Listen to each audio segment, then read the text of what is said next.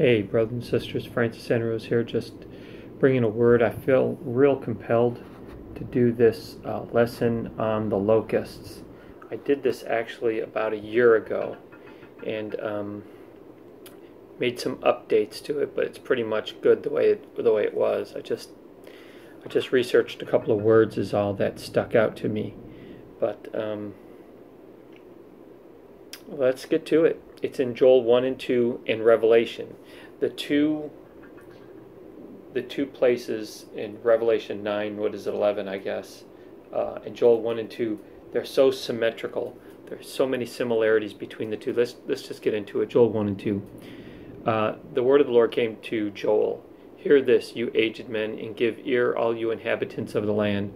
That which the cutting locust has left has the swarming locust eaten, and that which the swarming locust has left has the crawling locust eaten. Hold on, let me get my cursor down here. That which the crawling locust has left, and the consuming locust eaten. Awake, you drunkards, and weep, and howl, all you drinkers of wine, because of the new wine, for it is cut off from your mouth. For a nation has come up upon my land, strong and without number, whose teeth are the teeth of a lion, and he has the fangs of a lioness. He has laid my vine waste and splintered my fig tree. He has stripped it bare and cast it away. Its branches are made white. Let all the inhabitants of the land tremble, for the day of the Lord is coming. For it is at hand, a day of darkness and gloominess, a day of clouds and thick darkness, like the morning clouds spread over the mountains. A people come great and strong, the like of whom has never been, nor will there ever be any such after them. Even for many successive generations, a fire devours before them, and behind them a flame burns. The land is like the Garden of Eden before them, and behind them a desolate wilderness. Surely nothing shall escape them. Their appearance is like the appearance of horses, and like swift steeds, so they run. With a noise like chariots over the mountaintops they leap. Like the noise of a flaming fire that devours the stubble, like the strong people set in battle array. Before them the people writhe in pain. All faces are drained of color, which is fear, basically. They run like mighty men. They climb the wall like men of war. Everyone marches in formation, and they do not break ranks. They do not push one another. Everyone marches in his own column. Though they fall on the sword, they are not cut down. They will not die. They run to and fro in the city. They run on the wall. They climb into the houses. They enter at the windows like a thief.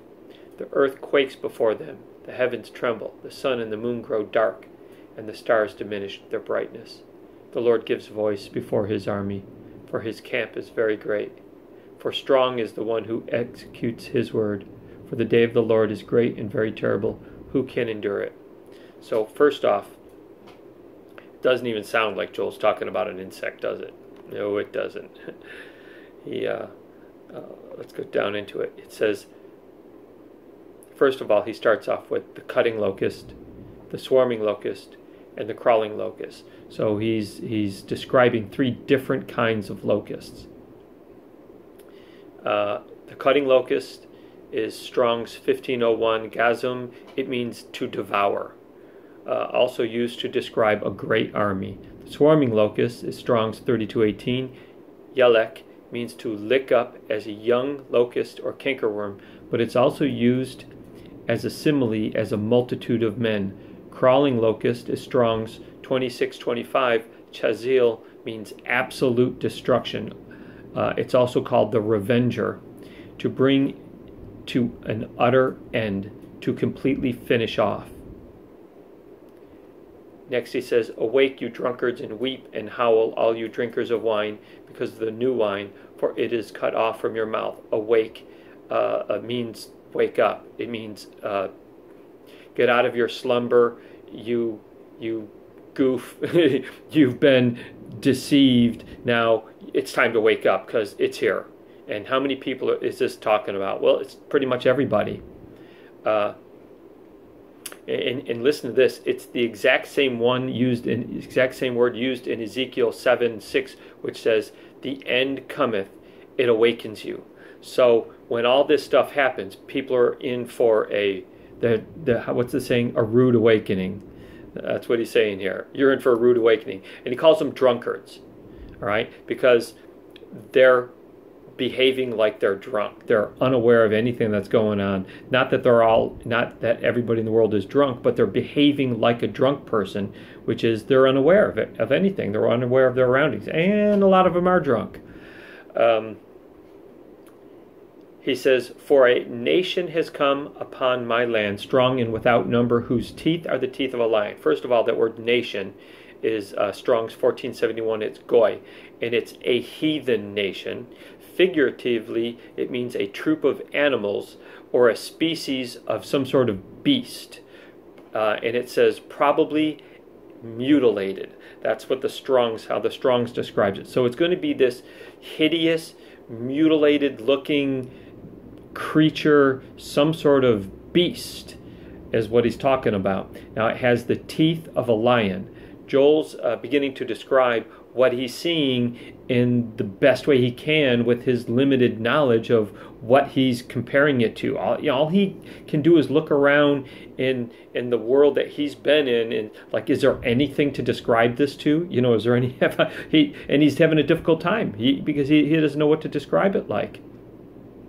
He says, "Let all the inhabitants of the land tremble, for the day of the Lord is coming."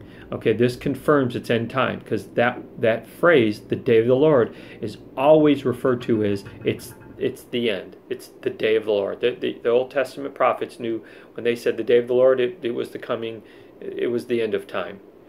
All right, "For the day of the Lord is at hand, a day of darkness and gloominess, a day of clouds and thick darkness, like the morning clouds spread over the mountains." So Joel is describing a number so great that it looks like thick, dark clouds, and that's exactly what my vision was. It was a beautiful sunset, and then out from the ground started coming these things. It was way off in the distance. It was a sunset, so the sun was really far away, and it started coming up like a dark cloud, and then it got bigger and bigger and bigger till it blacked the sun out, and they were coming, and it was like a swarm of bees coming in your direction, only thicker, like millions and millions and millions of more than that, because you couldn't see through it. It was so thick. And that's exactly how Joel's describing this.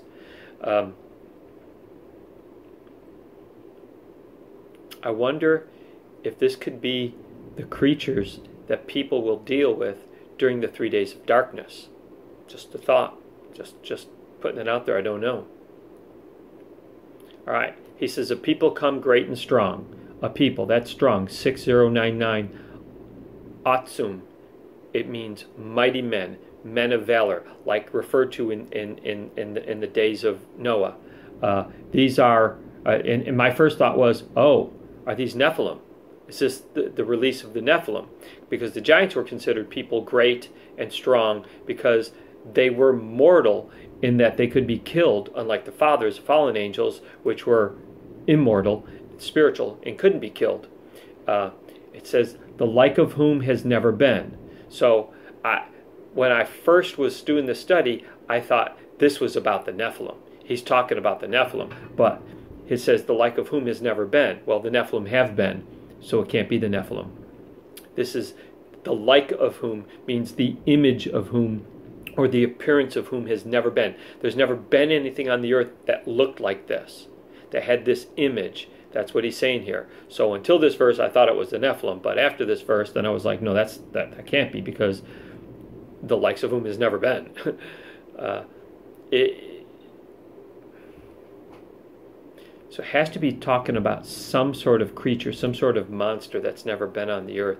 Joel probably saw them coming from a distance, and they would have appeared like a swarm of locusts to him, and that's how they appeared to me. When I saw it, because they were from a distance, that's how it appeared. Just like John in Revelation, all they have is what they know. So when they describe something like this, they use the closest things they know to describe it. And probably they've seen swarms of locusts before. It said it's like a swarm of locusts. It's like locusts. He's calling them what he can more, the closest thing he can relate it to. But we know they're not insects. And So first, we definitely know they're not insects, and second, they're not human, because he says they're not. And then it says, surely nothing shall escape them. And originally I read over this verse, but I kind of felt like I was led to stop and go back and notice it and look at it. And this is what I saw. It says, there will be so many of these things that no place or person on the face of the earth will be able to escape them. Just imagine how many it'll take, how many it'll be, that there will not be one place on earth that you can go to get away from them. Nobody will escape them unless they're sealed.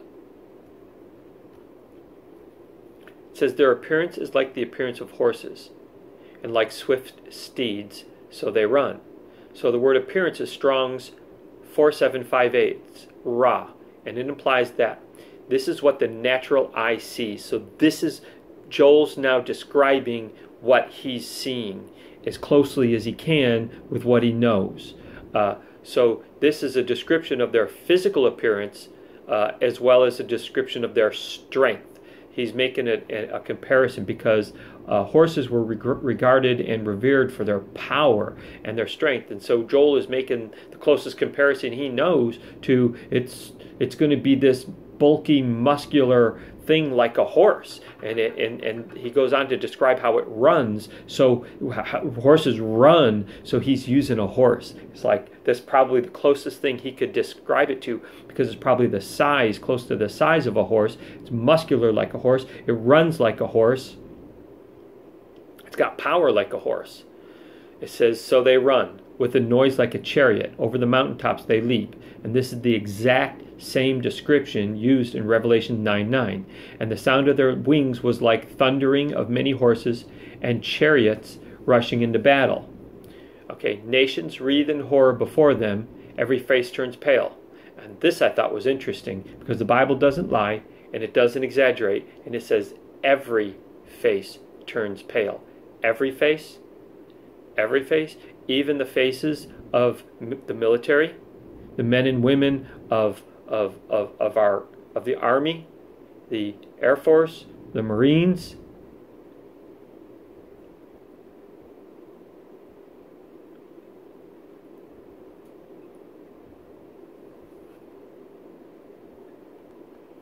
Sorry about that, I got interrupted.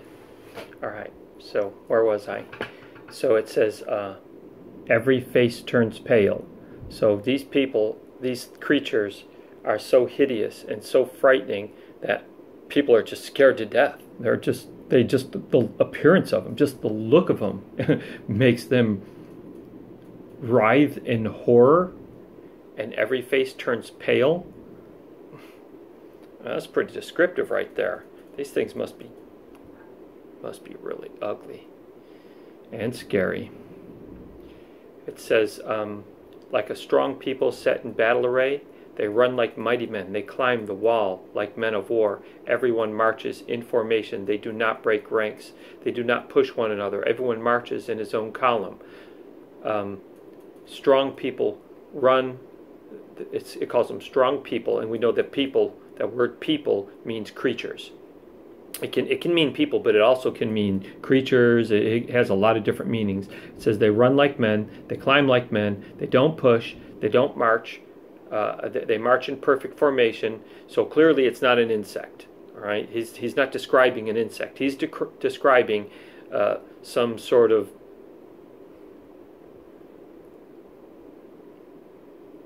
creature that's like a military. Though they fall in this part really intrigued me. It says though they fall on the sword, they are not cut down. All right, so that word cut down means they don't die. So even though they're shot, even though they're stabbed, even though they're whatever it is you try and do to them, they don't die. And this one made me wonder. This one caused me pause. And then this is what God showed me. They're not mortal. They're not mortal. They're not natural creatures. They're supernatural creatures. They can't be killed. The army, the military won't have any effect over them. That's why they're going to be in such fear. they'll be shooting these things, and they'll be walking right through it. It won't even affect them. Tanks, planes, whatever they got, it's not gonna hurt them. When these things are released from hell, they're going to be invincible. It's not like when David killed Goliath. It's not going to be like that. I think the only thing we're going to have is authority with the seal. We got to understand our authority. This goes back to the altar of love. We have to understand who we are in Christ. We got to understand our identity and our authority, so these things have no power over us. Remember, Jesus said, he said, "Behold, I give you authority over serpents and scorpions and over all the power of the enemy." This is one of the enemy's powers. He says, "And nothing can hurt you." These things can't hurt us if we understand our identity and our authority. Only God's going to have power over these creatures and children who understand their authority. So, at the very least, it says they are instructed to only harm those without the seal of God on their heads in Revelation 9, 3 through 11. So let's compare the locusts of Joel to the locusts in Revelation. In Revelation, it says, "And the fifth angel sounded his trumpet, and I saw a star that had fallen from heaven to earth, and it was given the keys to the pit of the abyss. The star opened the pit of the abyss, and smoke rose out of it like the smoke of a great furnace. And the sun and the air were darkened by the smoke of the pit. And out of the smoke locusts descended on the earth, and they were given power like that of scorpions of the earth. They were told not to harm the grass of the earth or any plant or tree, but only those who did not have the seal of God on their foreheads. The locusts were not given power to kill them, but only to torment them for 5 months. And their torment was like the stinging of a scorpion. In those days men will seek death and will not find it. They will long to die, but death will escape them. And the locusts looked like horses prepared for battle, with something like crowns of gold on their head, and faces like faces of men. They had hair like that of women, and teeth like those of lions. They also had thoraxes like breastplates of iron, and the sound of their wings was like the roar of many horses and chariots rushing into battle. They had tails with stingers like scorpions. They had the power to injure people for 5 months. They were ruled by a king, the angel of the abyss. His name in Hebrew is Abaddon, and in Greek it's Apollyon. So first, says the fifth angel sounded his trumpet, and I saw a star that had fallen from heaven to earth, and was given the key to the pit of the abyss. The star opened the pit of the abyss. So we know, and we learned this from an earlier study, that stars are angels. Stars, when it refers to stars in the Bible, it's referring to angels. It says, and smoke rose out of a great furnace, and the sun and the air were darkened by the smoke from the pit, and out of the smoke locusts descended upon the earth. Okay, if we compare that to Joel 1:2, it says, a day of darkness and gloominess, a day of clouds and thick darkness, like the morning clouds spread over the mountains. A people come great and strong.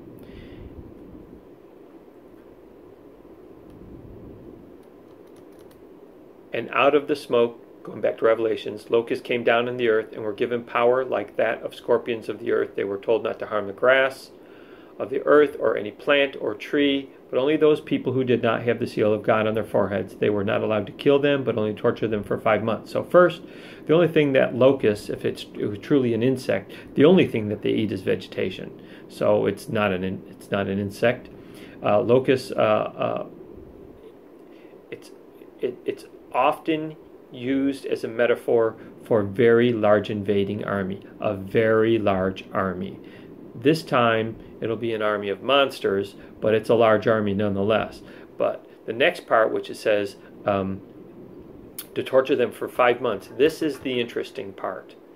And I wonder, just hypothetical here, if it's a gestation period, if there isn't some sort of, if the stinger isn't some sort of impregnation, and these people are impregnated with this creature, or I don't know, I'm just throwing something out there because it's kind of interesting the way it goes on and describes it further. It says, and their torment was like the stinging of a scorpions. Now, scorpions in America, their stinger is about as deadly as a bee.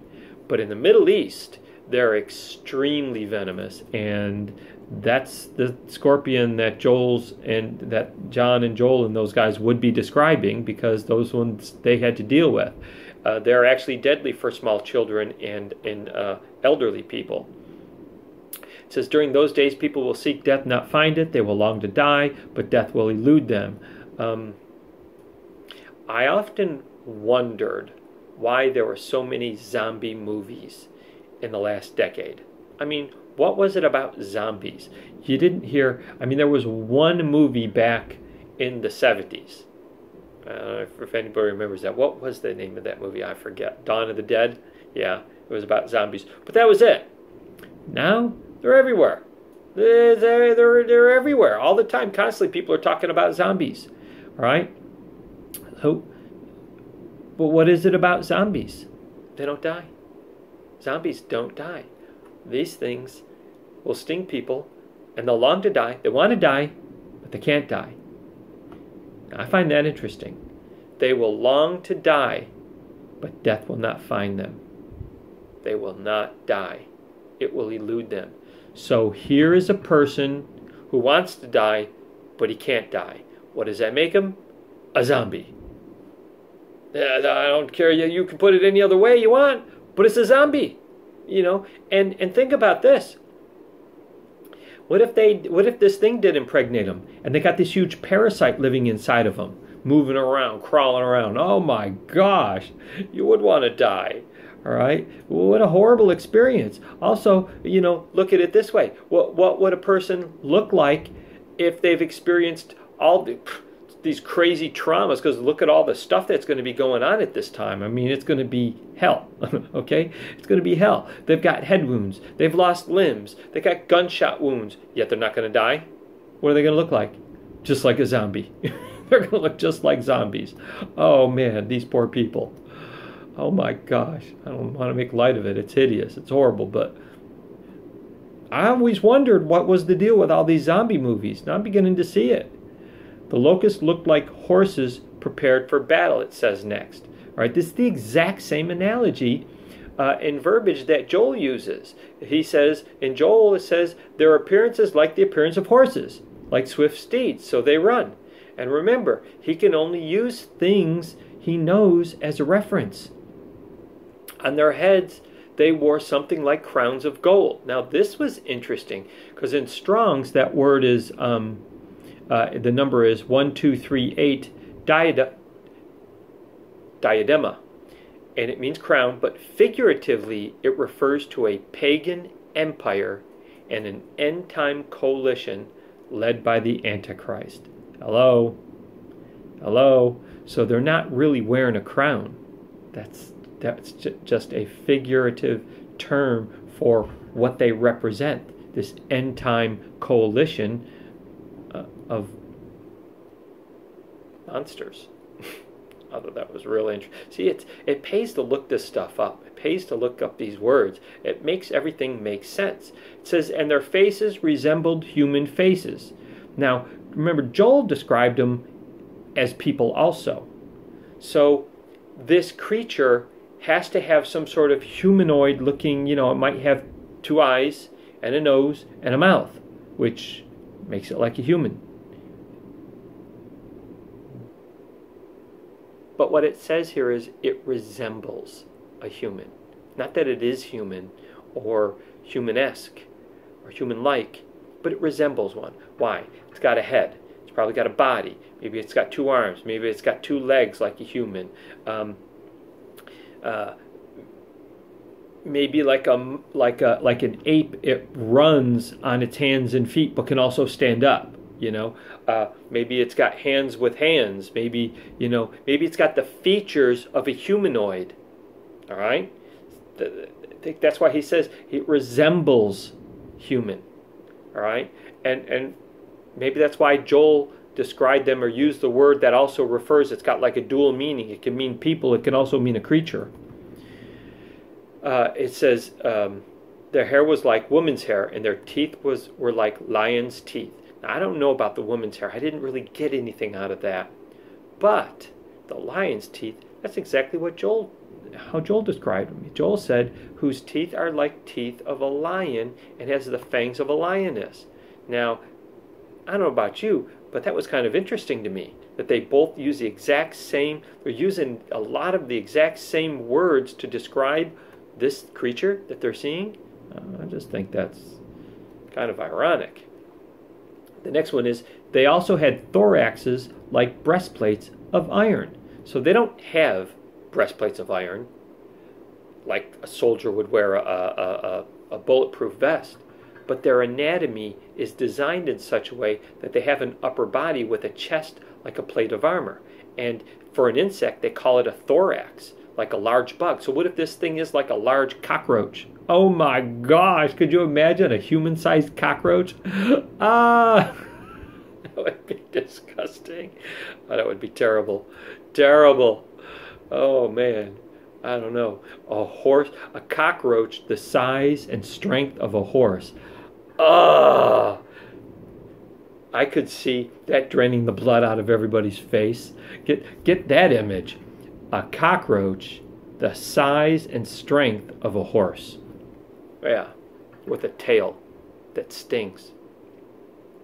It says, and the sound of their wings was like the thundering of many horses and chariots rushing into battle. Now, Joel described it this way. With a noise like chariots over mountaintops, they leap like the noise of a flaming fire that devours a stubble. So again, here's these similar descriptions of how they sound when they're moving into battle or when they're moving in battle. And if you ever have heard the sound of a forest fire, it's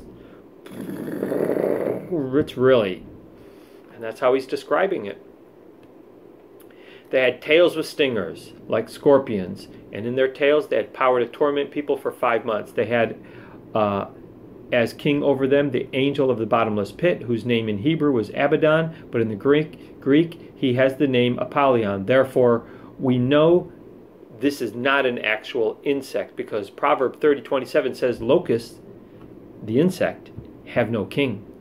But these horse-sized monsters with breastplates and tails and wings and fangs like lions, oh my gosh, they have a king, and his name is Satan. So my conclusion in this, either Revelation 9 and Joel 1 are describing the exact same event, or this earth is in for more than one infestation of seemingly invincible demonic creatures. And that's all I wanted to do today. I'll talk to y'all later. Bye.